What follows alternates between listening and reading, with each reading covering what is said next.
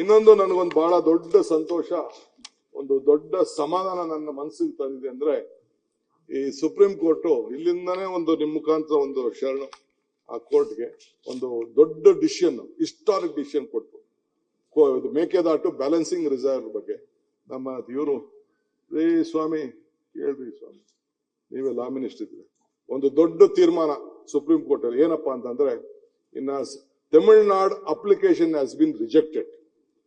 ತಮಿಳ್ನಾಡು ಅವ್ರು ಏನು ಕ್ಲೈಮ್ ಮಾಡ್ತಿದ್ರು ಅದು ವಜಾ ಮಾಡಿ, ನಮ್ದೇ ಆದಂತ ಒಂದು ದೇವ್ರು ಕೊಟ್ಟಂತ ಶಕ್ತಿ ಬೆಲೆ ಅವ್ರು ಎಲ್ಲೋ ಒಂದು ಸ್ಟೇಟ್ಮೆಂಟ್ ಕೊಟ್ಟಿದ್ರು ಯಾವ್ದೋ ಒಂದು ಸಂದರ್ಭದಲ್ಲಿ.